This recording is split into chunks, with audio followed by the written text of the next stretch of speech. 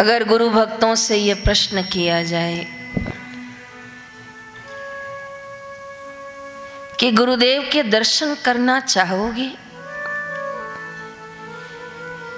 कि गुरुवर की वाणी सुनना चाहोगे? गुरुवर की वाणी सुनना चाहोगे कि गुरुवरों के हाथ से प्रसाद चाहोगे? प्रसाद चाहोगे कि गुरुदेव का आशीर्वाद चाहोगे? पूछो। अगर ये चार प्रश्न एक साधक के आगे रखे जाएं, तो इसमें से वो क्या मांगेगा? निस्संदेह उत्तर भिन्न भिन्न होगा,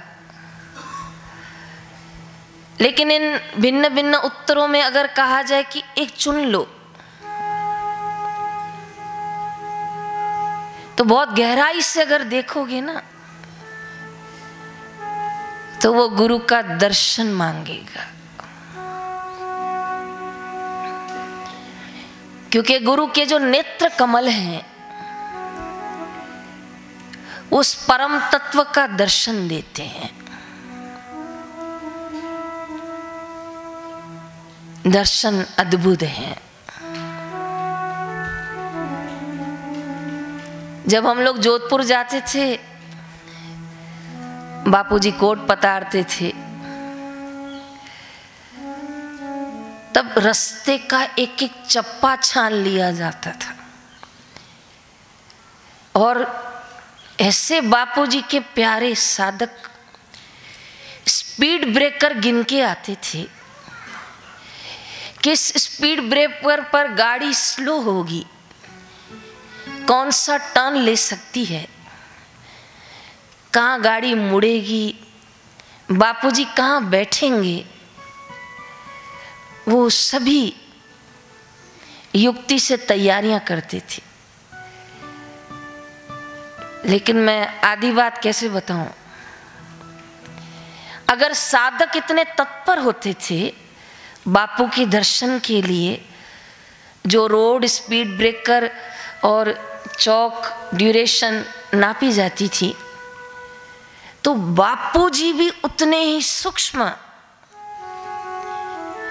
गुरुदेव भी उस जाली वाली खिड़की से जहां अवसर लगे तो हाथ,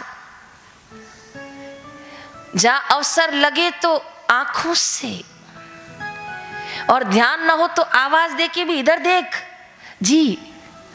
कई बार ध्यान नहीं रहता, इधर पीछे पीछे, तो पीछे देख लेते। अगर शिष्यों ने पाने में कमी नहीं करी, तो बड़े गर्व से कहूंगी बापूजी ने देने में भी कमी नहीं करी।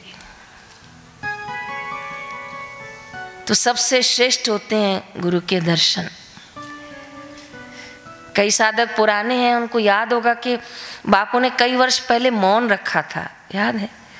तब वो भजन बना था कुंभ में, प्रयागराज में, मेरा मौन न जाने कोई, याद आया? तो उस समय गुरुदेव मौन रखकर व्यासपीठ पर आते थे। सुरेश आनंद जी सत्संग करते थे, फिर बापू पधारते थे।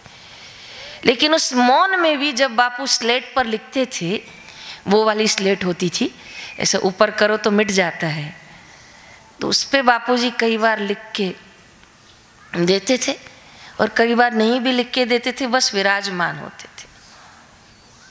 तो भी लोगों की पूनम व्रत पूर्ण होता था। गुरुवर के दर्शन। दादू दीनदयाल सूफी फकीर हो गए, उनके शिष्य हो गए रज्जब।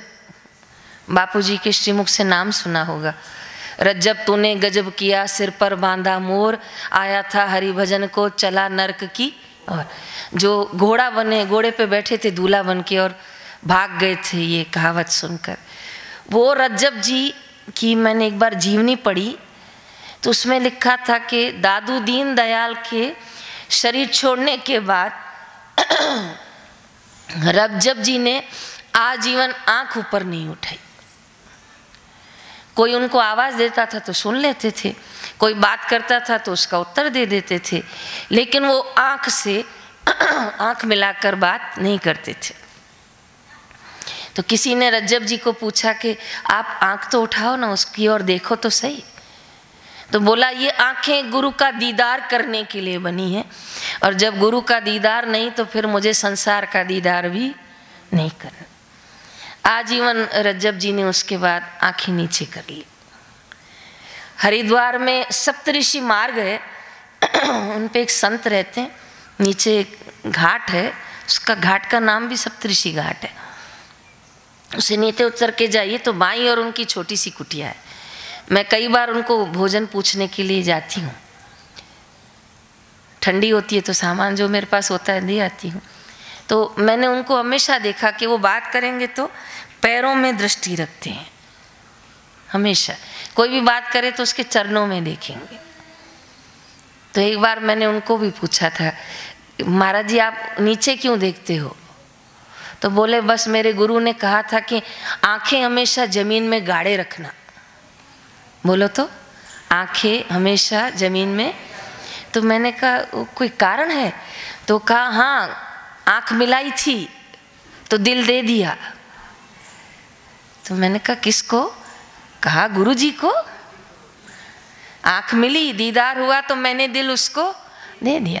उसने कहा जब दिल दे दिया, आंख मिल गई, अब फिर किसी से आंख क्या मिलाना। जयराम जी की ये बात मैं और सत्संग में नहीं बोल सकती हूँ, कि ये जवाब है कि जब गुरु से आंख मिल गई तो फिर किसी और से आंख क्या मिलाना। जहाँ दिल देना था वहाँ दे दिया, जहाँ सौदा करना था वहाँ कर दिया। तो उनका नियम है। अब तो उनके गुरुजी नहीं रहे, शरीर शांत हो गया, लेकिन वो बोलते थे कि मैंने गुरु पूनम पे मेरे गुरुजी ने नियम दिया था कि सबसे आंख नहीं मिलाना। तो कहा मुझे बहुत बरकत पड़ी भजन में। मैंने कहा वो कैसे? तो कहा सबसे आंखें मिलाता था तो सबकी ओरा, सबके संकल्प, सबके विचार मेरे तरफ आते थे, फिर मेरे उनकी तरफ जाते थे, क्योंकि आंखों से ही तो ख्याल आता है। तो कहा फिर बस वो गुरुजी ने समझाया तो छोड़ दिया। और कहा जब तक गुरुजी हयात थे, धरती पर थे, तब तक गुरु पूनम पर जाता था तब आंख ऊपर उठाता था। मैं उन संतों को कम से कम आप ये समझो 15 साल से जानती हूँ। मैं बापूजी विराजमान होते थे ना, तो भी मैं उनको कई बार फल देने जाती थी। तो 15 साल से तो मैंने उनको देखा। लेकिन एक दिन मैंने उनसे पूछा, महाराज जी ऐसी आंखें कब तक रखोगे? बोला जब तक प्राण नहीं छूटेंगे। और कहा कब से रखे हो? तो कहा 30 साल हो गए। कहा उनके गुरु का चोला छूट गया, उस दिन से उन्होंने किसी से भी आंख मिलाना छोड़ दी, हो गया। तो अद्भुत है ऐसे गुरु भक्त जो अपने गुरुदेव के दर्शन को केवल एक झलक नहीं समझते हैं, लेकिन वो अपने गुरुदेव को दर्शन को अपना आत्मदीदार समझते हैं।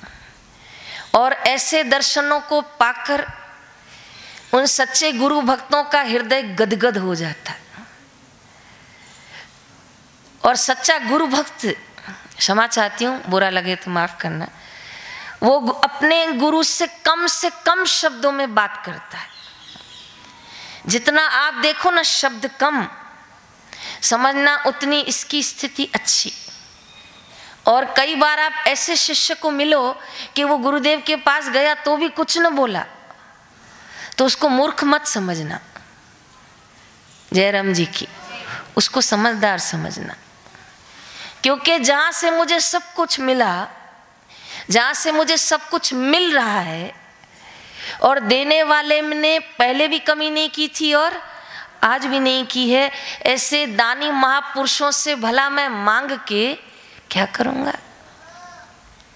जयराम जी की। तो भगवान करे हमेशा गुरु की दृष्टि मिलती रहे।